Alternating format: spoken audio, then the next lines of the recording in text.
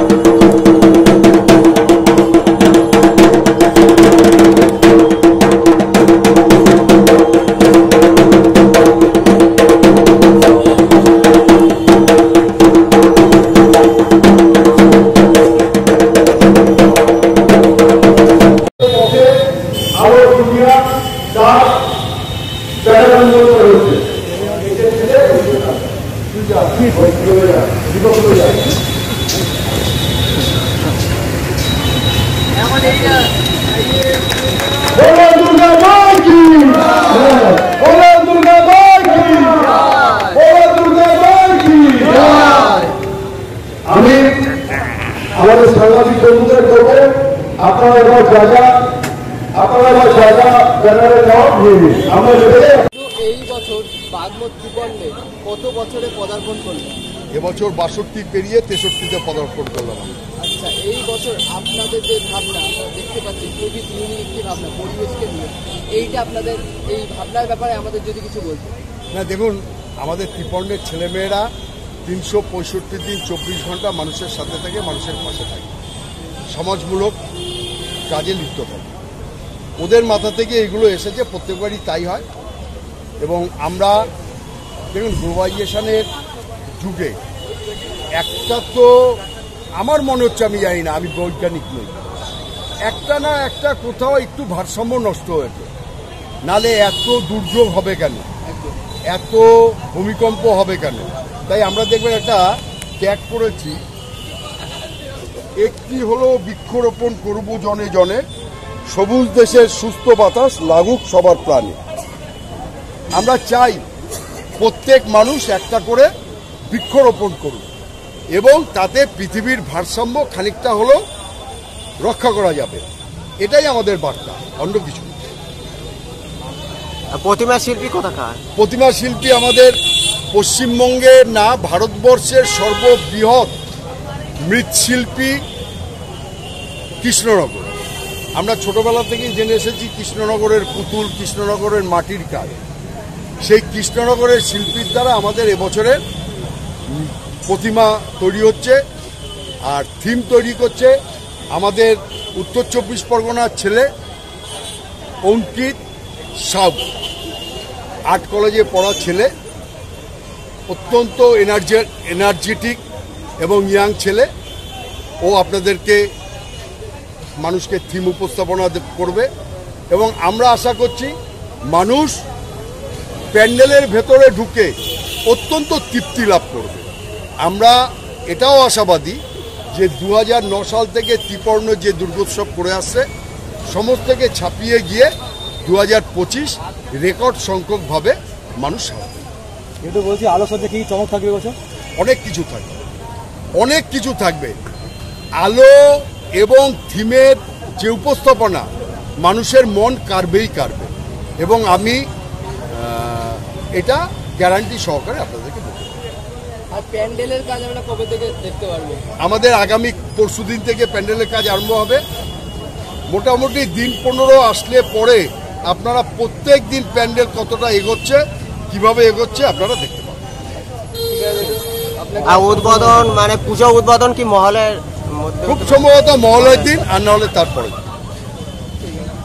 ধন্যবাদ আপনাদেরকেও আমাদের ক্লাবের পক্ষ থেকে অসংখ্য ধন্যবাদ। আপনারাও সহযোগিতা করবেন, মানুষ যাতে সুস্থভাবে, অনেক মানুষ যাতে আসতে পারে, দেখতে পারে। ভালো থাকবেন। তোমার বাড়ি দাদা? কাকিনাড়া। তো এইবারে যে এই থিমটা তোমার মাথা থেকে এসছে, তাই তো? পরিবেশকে নিয়ে যে এত দুর্যোগ হচ্ছে, তো এই থিমের মধ্যে আমরা কিরকম কি দেখতে পাবো যদি একটু বলো। এই টিমের ভিতরে আপনি দেখতে পাচ্ছেন আপনার যে গাছ কাটা হয়, কী করে গাছটা বাঁচানো হবে, কী করে পরিবর্তন আনতে হবে আমাদের জীবনে। কেন গাছ না থাকলে তো আমরাও থাকতে পারবো না বেশি। সেই জন্যে যে পলিউশন আছে সব কিছু তো আমাদের গাছটাই জন্য বাঁচে থাকে। গাছটাকে না বাঁচালে তো আমরাও বাঁচতে পারবো না। সেই গাছের উপরেই সব কিছু আছে। মানে বর্তমানে যে গ্লোবালাইজেশন হচ্ছে, যে বিশ্বসন হচ্ছে, সেটার প্রতি তোমরা একটা বৃক্ষরোপণের একটা বার্তা দিতে চাইছো মেইনলি, সেটার উপরে বেশ করে থিমটা হবে। তবে অসংখ্য ধন্যবাদ তোমাকে এরকম একটা থিম বার্তা মানুষের কাছে দেওয়ার জন্য। এবং সত্যি কাজটা খুব ভালোভাবে সুসম্পন্ন হোক। দেখতে পাচ্ছি এই যে প্ল্যানিং হয়ে গেছে দাদা, এক্সিকিউটটা যেন ভালো হয়, আমরা কিন্তু সবাই প্রত্যেকে এটা চাইবো। ঠিক আছে, তোমাদের জন্য কবেকারের মধ্যে এটা দেখতে পারবো, মানে মহলায় উদ্বোধন আছে আমাদের। আচ্ছা, সেই দিন আপনারা পুরো থিমটা দেখে তার আগেই মোটামুটি বোঝা যাবে কিরকম কি দাঁড়াবে। এছাড়াও কি অন্য জায়গায় কাজ করছে না এরকম? এখন তো এটাই আছে, এটা দিয়ে শুরু হচ্ছে। এটা আমার মেন ফোকাস। আরো মাথায় আসছে, এখন আগে আসবে ক্রিয়েটিভ তার মানে কিছু ভালো থিমটা পরিবেশ দিয়ে, তো সবকিছু তো এখন বলা যাবে না।